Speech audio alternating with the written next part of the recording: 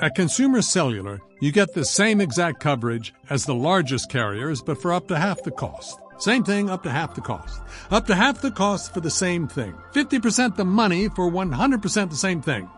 I hope I'm making myself clear.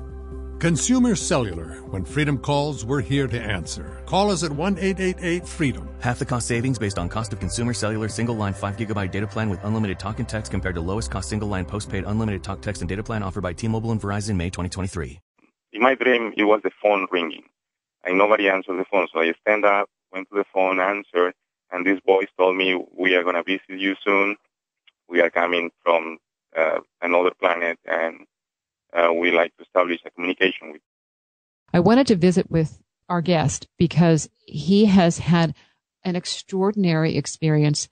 He's written a book, I Live 4 Days in the Fourth Dimension. He's what we would call a contactee since he was 7 years old. Enrique Villanueva is a hypnotherapist, certified master practitioner level of NLP, neuro-linguistic programming, also practitioner of EFT, that's emotional freedom technique. Enrique, I appreciate your time. Thank you for talking with me today. Thank you, Wendy. I'm glad to be here in your program. Thanks a lot. Would you please explain and share how things started for you, I guess, with the first contact point in 1977? Okay, at the time I was 7 years old, and I wasn't particularly interested in the UFO phenomenon. I was 7 years old, and playing with my friends on the block, suddenly we saw this light making the night look like the day. That was I remember the first time I saw something weird in the sky or pay attention to something weird. Just months after that, we have a big sighting in the same location. We saw all those running towards the big avenue, and the kids, ran behind. And then we saw this ship that looks like two plates moving like in a very slow motion in the sky, and then making sudden moves to the side. And it was obviously not an airplane or a helicopter. And the grown-ups were talking about UFO at the moment. That was the first time I think I heard the word. In Spanish is OVNI, Objeto Volador No Identificado, an identified flying object. So next day, I remember my father brought all the newspapers, and in the cover of the newspapers were the pictures and the news about it. So there was a sighting, big sighting over Lima, the capital of Peru, and people were excited on what was that, an invasion from UFO, something about that. And my father was always excited about the paranormal stuff. He was part of the Gnostics. He also joined the Mason and the Rosicrucian order at some point. And he was always exploring also in the Eastern religion. Absolutely. So I grew up in that environment, let's say, and by the time I was around 12, I started having this spontaneous astral projection. And because I wasn't sure what was going on with me, I thought it was part of my teenage years, maybe the changes I was going to go through. So I asked my dad, and he says, no, that's an astral projection, and some people practice for years to experience that. For you, it's spontaneous, like it happened to me, because it happened to him also when he was a student of medicine many years before. And so he took me to the books and materials that I need to read in order to understand that phenomenon. And from there, I started studying a little bit more about yoga, meditation, stuff like that. By the time I was around 17, I felt like I was a little different than my friends in the school and in the streets. I was like too focused on the other side of reality. I remember meditating at the roof of my house in Peru, and in my meditation trying to establish contact with some intelligence that could answer these questions I have about reality. And sometimes at night I have the sightings very high above me, some lights moving slow. But then nothing else happened till a year after, when I started having these dreams where in my dream it was the phone ringing. and nobody answered the phone. So I stand up, went to the phone, answered, and this voice told me, we are going to visit you soon. We are coming from another planet, and we like to establish a communication with you. And the weird thing is, when I was listening, this voice changes, like the voice of a male, then a female, then a kid. And I wonder, what is this? How is this possible? And then when I hang up, I realized I was still in my bed sleeping, and the phone was still ringing. So I woke up again, now in my physical body, and ran towards the phone. And when I handled the auricular, I realized that nobody was there. It was just the ring. And later on, I was like invited to go to the desert, Chilca Desert. That's like 60 kilometers south of the capital, Lima. And there was going to be a meeting with this group, the Rahma group. The Rahmas are people that were having the contact since the 70s. And I knew about them through my father, who was always interested in this phenomenon. But I didn't reach the point where I went looking for them. At this point, when they announced that they were going to have a meeting, a contact in the desert, I said to myself, I have to participate. I received the invitation through my dreams, so I have to be there. And I went with my father against the advice of the Rahmas, because they told us, because we didn't participate with them, we cannot be part of that experience. So we went anyways, and we lost our way in the desert trying to find them. Then we came back to Lima, disappointed and sad because we couldn't find the place for the experience. And just entering Lima, we noticed a big blackout. All the lights in the city went out. And we attribute that to the terrorism at the time. There were attacks on different cities in my country. It was the 80s. And sometimes the terrorists cut the lines of electricity. So we had like no power for hours. We thought that was the case at that moment. When we went back home, it was still in darkness, and I went to my bed, and I noticed that for some weird reason I was listening things that I knew were at the distance. I listened to those things like they were very close to my ears. Like I was somehow underwater, or it felt like I was underwater.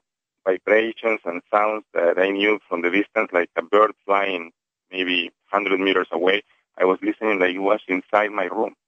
And I was amazed by that weird experience, but I was so sad that I didn't focus that much. So I went to sleep. And that night, I had the experience. These beings came to visit me. That was an astral experience. And they gave me so many details about our solar system and the bases they have in different moons. And it was so much information that I didn't feel okay just holding it to myself, because sharing with my family or my close friends was crazy at the moment. They were going to think that I was going nuts. So I went looking for the Rahma group, to this contact, to these people that were having the contact since the 70s. I went to them and explained the experience I had, and they told me that the information this being shared with me was the same they were receiving since the 70s. So we had this thing in common, and they accept me as part of the group, and I start practicing with them. About 6 months later, I was ready to go to the desert with them, and we had a first sighting. We were 15 people, and I had the first sighting in groups, right?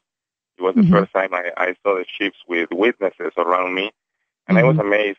The feeling was like this was an invitation, and now they are here.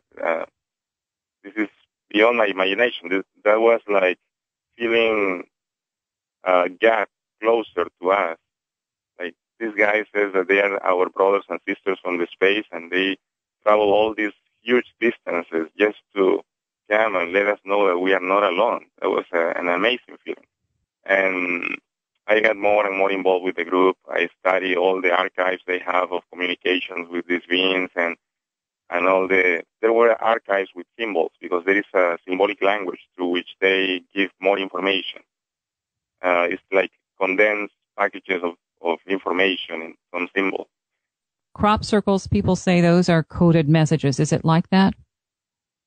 Yeah, the symbols, from my view, are like doors that you can open through huge amounts of information and meaning. It's not like in our language we have a word that is pointing to this concept. Their symbols are like doors. When you focus your attention on those in meditation, you can access that information. And sometimes that information has some relation with our experience here, and sometimes it just points to another aspect of reality, other dimension, where we exist also, but we don't have experience of it normally. And, well, I get in touch with those archives and study and meditate, and I establish, let's say, I was hungry for more knowledge.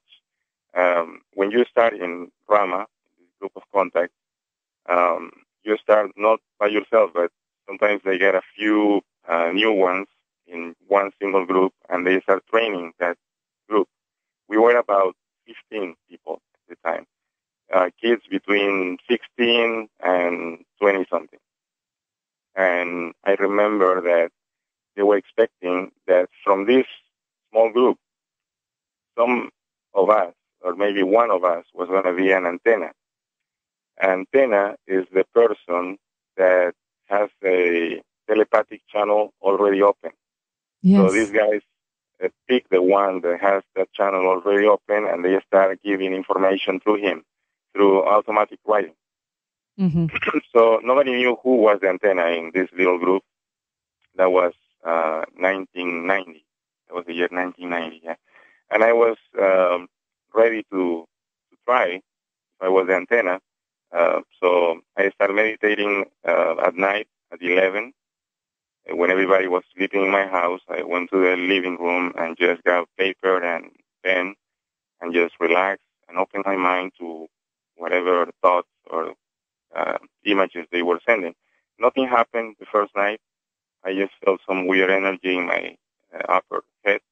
And then the next night, I tried again. I felt the presence of someone in the room, but I couldn't see anything. And the third night, that was the last try I was going to make. I said, if it didn't happen 3 times, then that's it. So the third night, I was, again, with my paper, pen, same time. I opened my mind and waited. And then I felt the energy running through my spine, like something weird coming from up above my head and then running down. And then I felt the presence of someone in the room again. It was very strong, very powerful. So I turned my face. I couldn't see anything. And I closed my eyes again. And then I felt like someone was approaching me from the back. That was the feeling, a very strong feeling. And then I saw in my mind's eye, I saw the hands approaching the back of my head. And then I felt energy running from those hands into my head, like a buzzing, with a buzzing sound, like zzz, zzz. And when I felt the third buzzing sound, there was an explosion of light inside my head. And when I opened my eyes, I saw this guy standing in the other side of the table I was in, or to the side. So the guy was in the other side of the table, standing, wearing this, how do you call this, tunica? Tunic? I don't know if that's a word. Yeah, tunic's a good word, yeah. Even though it was a tunic, it was so delicate, the fabric, and maybe like silk, that it really, you could see the contour of the body. And it was a very strong body. He was a male. His shoulders were very round, like a gymnastic person. I don't know. And he wore long hair close to his shoulders. His features, his face was like maybe like a Mongol, like a Chinese, but with big eyes. Not dark eyes, not those guys that you see in the movies in Hollywood right now, small, big heads, no, nothing like that. This guy was perfectly proportioned, like amazingly proportioned. He was like a model, maybe. And I was amazed by his beauty. He was like a mix, his face, the expression of his face between male and female, maybe. And but his body was perfectly male in form. Mm-hmm. And then I was in shock. I was absolutely afraid. I was only expecting a communication through the mind. I was expecting a thought or an image in my mind, not this. Mm-hmm. So I didn't know if running was the appropriate thing to do at the moment or just staying there. And I remember grabbing the pen in my hand. And then I thought, if I don't say anything, I'm going to collapse. My heart was very, very rapidly pumping. And I remember saying, are you going to dictate something? Are you going to say something? And then I felt this energy coming from him. I felt it because I couldn't see it. There was something coming from him and covering me completely. And I felt that energy as love coming from a brother. That was a fraternal love. And my brain immediately translated that feeling into little brother. And I felt safe in his presence. Suddenly, all that fear was vanished, and I just felt relaxed and happy. But I couldn't say anything. It was like he took control over the situation. Mm-hmm. And he started feeling, and through those feelings, talking to me. And every feeling was immediately translated by my brain into my own language and meanings. And I understood everything he said. And at some point, I realized I could answer the same way with feeling. Somehow, he attuned me in his frequency, and I was able to communicate to him to the same way. Mm-hmm. And he was telling me that I was not the antenna of the group. That's why he came down to let me know that my effort was appreciated, and they really needed us to work as a group, as a team, and open ourselves. From our group, there was one that was ready to receive the message. And I was supposed to go back to my group, explain what happened, and one of those guys was going to predispose himself to have the experience, and he will be the antenna of the group. And he says that every time I was exposing myself to these kind of experiences in representation of my community and my planet, they will be ready to give the experience or create a scenario for the context so we could have more and more information. And I was grateful for that. Even though I had thousands of questions before the experience, at the moment it happened, I was blank. It was like, gone. I was just ready to receive. And I couldn't express any of the questions I had. When the guy said goodbye, I saw there was some light around his body the whole time he appeared, like a contour of light around his body. That was not an aura. That was something else, like a pulsating white light around his body. When he said goodbye, this light started like shining a little bit more, and then the whole image of his body vanished, like collapsed on the air.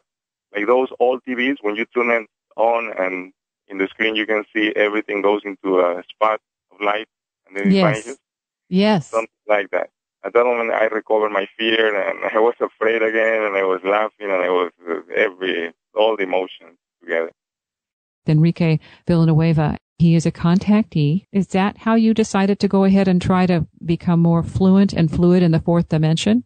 Not actually at the moment. I was, I was ready to represent my group, but at the same time, I was curious about the contact phenomenon because in Rahma, there were some that had the opportunity to meet these guys in person, to go into the ships, to travel to some bases in our solar system. And I was curious if that possibility was there for me. I wanted to experience that. I knew it was a huge responsibility. They always point at that. If you had the experience, is representation of your humankind. So you got to be aware of that.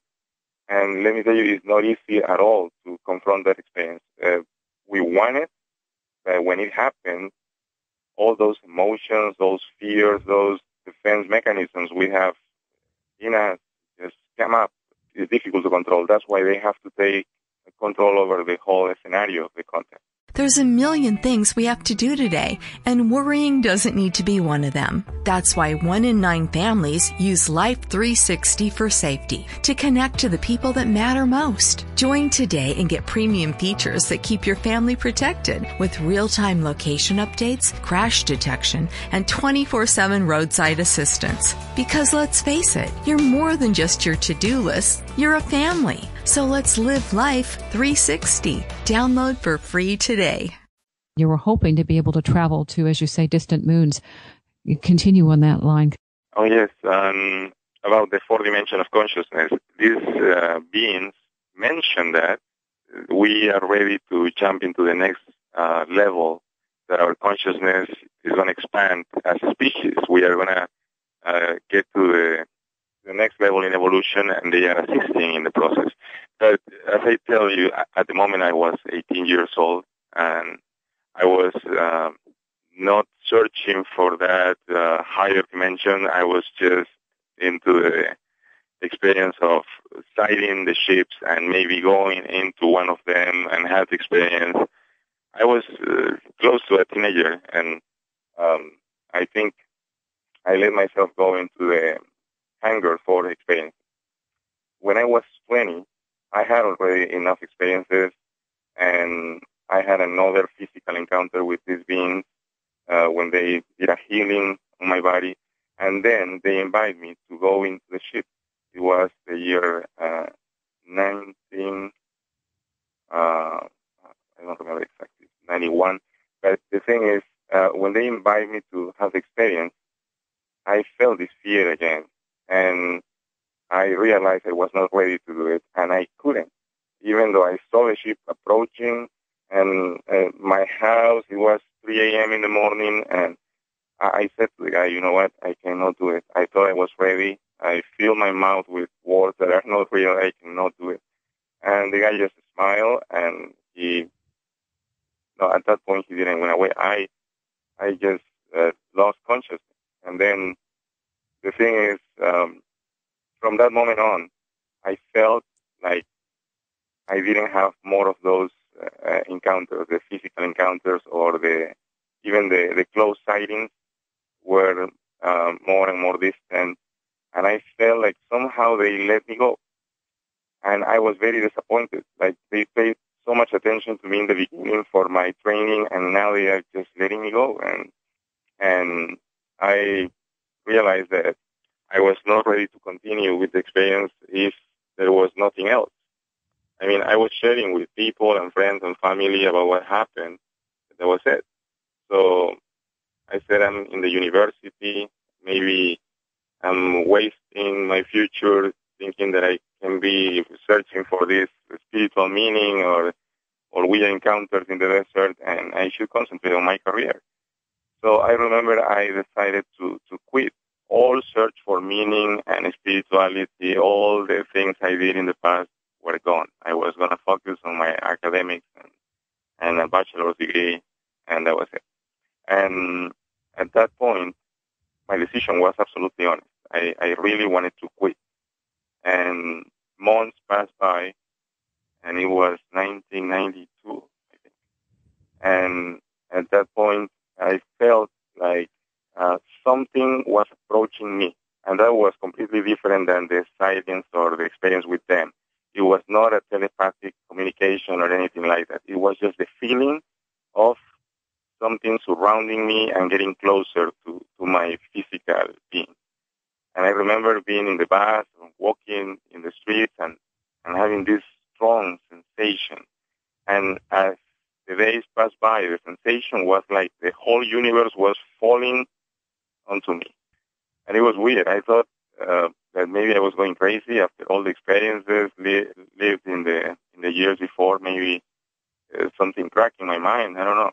And then I remember I was getting ready for some tests in the university, and one afternoon, reading this material, this philosophy book, I started feeling this, how can I call this? It's like somehow I knew the information in the book, and I could anticipate to the pages that were coming after, and the whole chapter was already in my mind, and I was curious, did I read this book before, or what's going on? And then I checked some other books in the shelf, and I realized that even the books I already knew, my comprehension of it was different. Like something expanded in my mind, and I was ready to catch the meanings, the deeper meanings in those texts. And I thought that maybe it was a perception. It wasn't a real thing. Maybe it's just something in me that is perceiving in a weird way. Maybe I'm stressed because of the exams. I was thinking that at the moment. But then I just realized that this thing was bigger. I started stretching my hands, trying to touch this thing that was getting closer and closer to me, and I couldn't touch anything. And at some point, I just opened up and said, whatever happens, let it happen. And then I was marking the book with this pencil, and then suddenly, it was not a pencil, it was a pen. And then I realized the essence of the pen. I could see the idea that gave form to this pen in my hand. And the idea was so luminous, was so enlightened, that it was intelligent in itself. And it was so big, like the first finger making traces on the sand to this pen that you can attach to a computer and download information. It was like the whole circle of the evolution of the pen. And I felt so tiny in front of that idea that I was ready to worship the pen or create a whole religion around the experience. And I realized that was not only the pen. The pen was, in a way, an angel, a complete light, and the book was also the same, and everything surrounding me was the expression of that light. And I thought at the moment that I was going crazy. So I went to the bathroom, washed my face, and trying to clear my mind, but the thing continues. And at some point I realized that I couldn't stop it. So I tried to relax and breathe. And I remember I was practicing the pranayama breathing exercise that I learned years ago in the Hatha Yoga.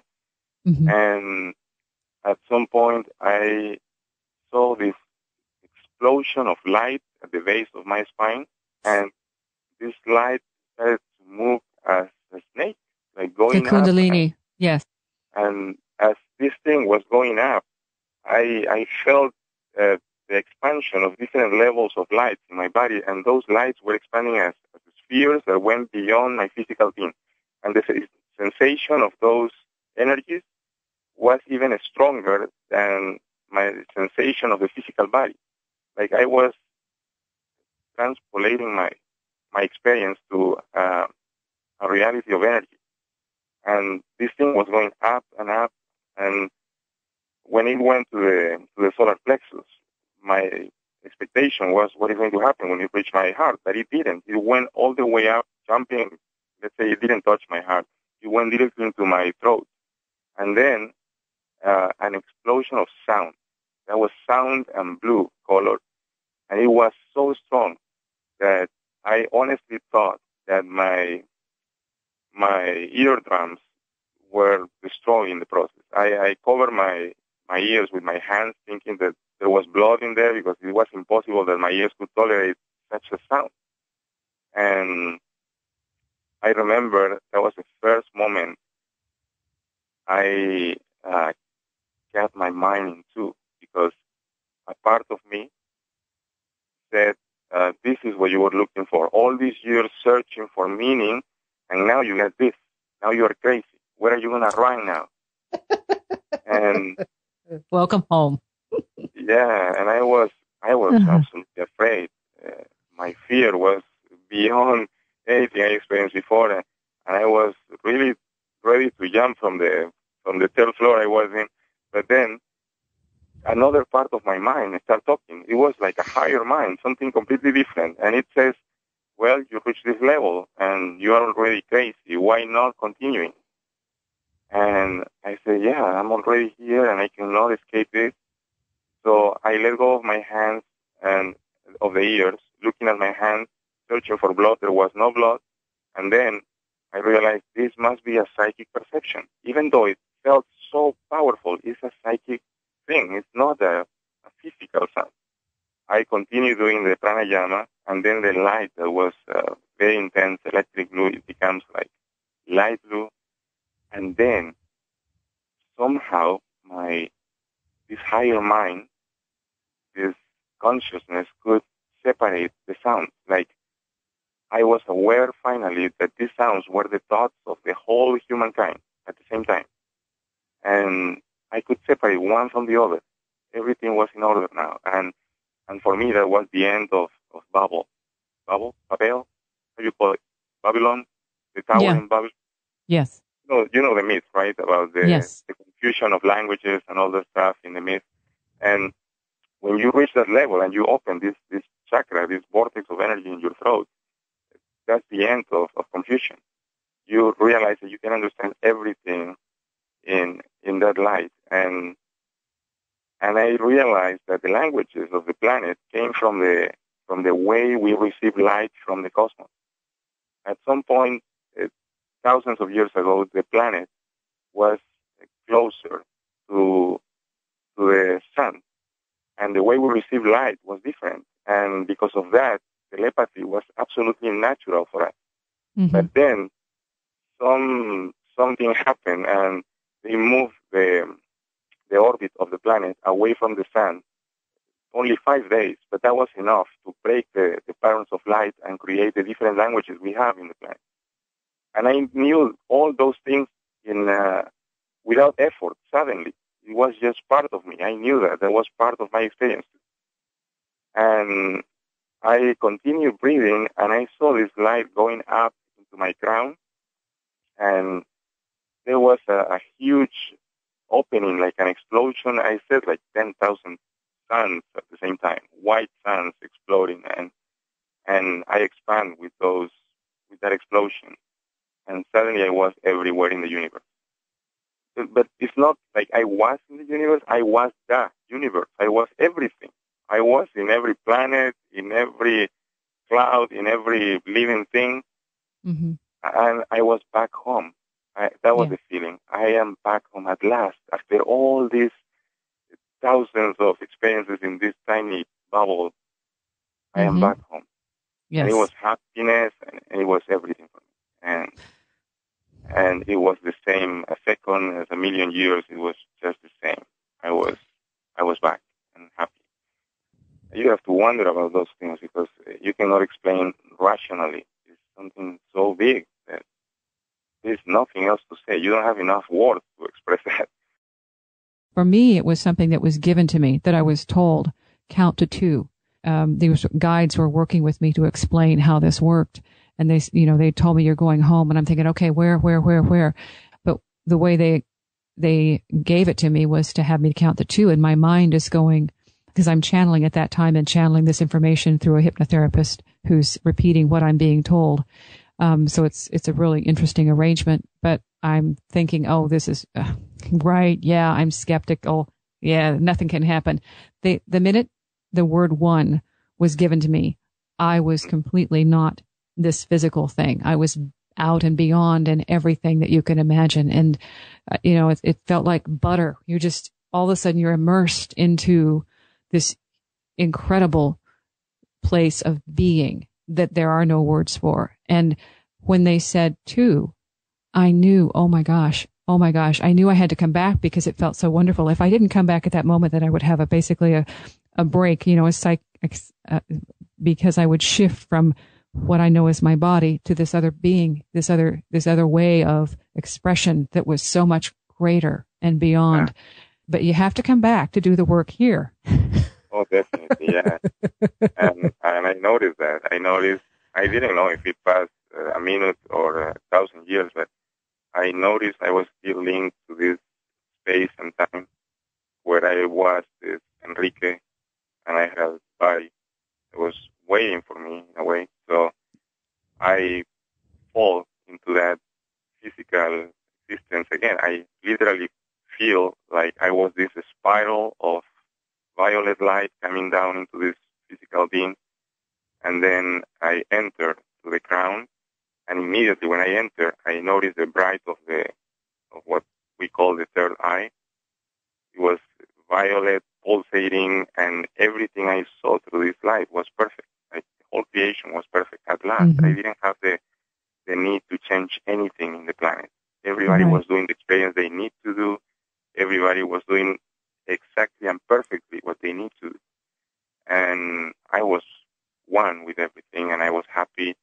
And from the third eye, I felt like a drop of some pure, I don't know what, consciousness, I guess. This drop fell, and it fell approaching my heart chakra. And then I saw a huge ocean of white, like a sea of milk. I have no other way to describe that. And as I approached that, let's say my lower mind tried to describe that event, and I remember yelling out loud, "That's the kingdom." That was the only word I could say, the kingdom. And then I fell into that ocean, and I just lose myself in everything. All the things recovered its meaning. I understood alchemy. I understood everything I read in the past. I didn't have the knowledge. I was the knowledge at the moment. And I was at peace and ready to stay in that peace forever. And I remember a part of me didn't want to open the eyes. It was so much light, so much happiness, that I want to stay with my eyes closed and just in that deep state. Yeah. But I realized I had to do it.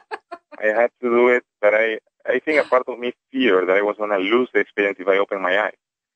But then I thought, I'm not going to stay like a blind person for the rest of my life. So I opened my eyes. Yeah. And when I stretched my hands, I noticed there was light around my hands. And that was the first time I saw an aura. And this green light around my whole body, that was amazing. And I stand up and look at myself in the mirror. I look literally like a Christmas tree. I was shining lights everywhere. And I was like, wow, what is this? And it was really amazing. That first night was really amazing. And for 4 days, I was in this state of consciousness. It was like God looking at the world through me. And I could easily feel the intentions, the thoughts, the emotions of people. I was everywhere just thinking about it. And not physically. It was like, if I think about someone far away, I felt I was beside the person, and I could get all the information I need to gather about that. It was not a bilocation, but my consciousness could travel beyond my body. And I did so many amazing things. And for 4 days, I was in that state, not telling anybody anything. I was just living like a normal student, but inside of myself, there was something else. There was a God looking through. When you did that, see, for me, when I was given an experience of being able to go into like a parallel reality or a different dimension, I was told, don't let others know that you are doing this because you will take yourself out of the experience. Just go with it and experience it, and don't try to change what they're going through. Does that make sense to you? Of course, there is no need to change anybody.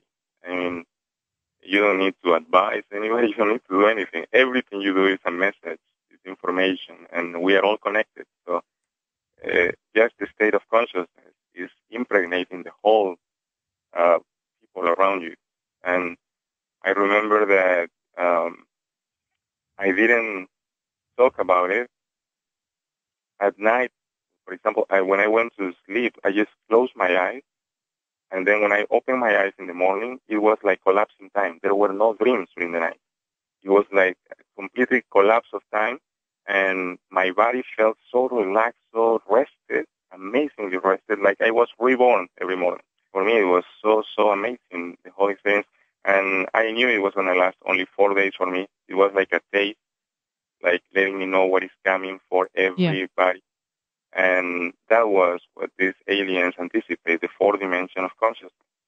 They want me to experience this so I can share this information, because as I was having the experience, I didn't have the will to communicate this.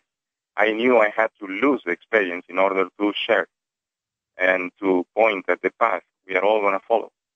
I knew I was going to live that state of consciousness, and it was a sad experience to lose that. But not really. I literally want to end my life like a month after the experience because I didn't tolerate the way we live in here. But then I made more sense of all the scriptures and some of the messages of Jesus Christ, and I realized, no, I have to be here. I really have to be here. And 80 years living here is nothing. Will you share what people can do in their own preparation for something like this? Because that's what you say. Everybody's going to have it happen. Everything is going to be okay. We just need to flow with experiences. It's going to happen for all of us, and nobody is going to be exempt of it. The ones that are already preparing for it, someone taking classes of swimming, and then suddenly all of us are going to be pushed into the pool. And the ones that are already being trained, they are the ones that are going to know how to float. And don't worry, the ones that are not studying swimming, because they are going to be helped by the ones that are already doing their work. So everything is going to be okay. There is no reason to stress about it. And when it happens, it's going to be harmonious and beautiful. And it's going to happen for the whole humankind. This is the moment of blossoming, the moment in evolution where we are going to grow as one. Everybody wants to know, so what day? Asking for the day is still thinking in the timeline that is an illusion. It's going to happen. That's the important thing. Enrique Villanueva. A quick note. This interview is from the archives. It's a favorite because of the content and the fact that it talks about a description for the alien ET that Enrique encounters, and also talks about the goals and the agenda for this contact. For anyone who's experienced it, there's no doubt that something else is happening. I share these because these are real-time, real-person encounters, and they add a lot more to the UFO equation than just something blinking in the sky. No disrespect intended. I have a blinking light that's been with me since 1997. It's my experience. I can't explain it. These kinds of experiences from people of other cultures who offer different stories and impressions of these contact experiences, I think, are very important to broaden the perspective of what it's like to have this kind of contact without anybody else telling you it's real or not real. You already know. You've experienced it. Enrique now has a large following on YouTube. He specializes in anxiety counseling. The links are in the description for the show. Thanks for listening.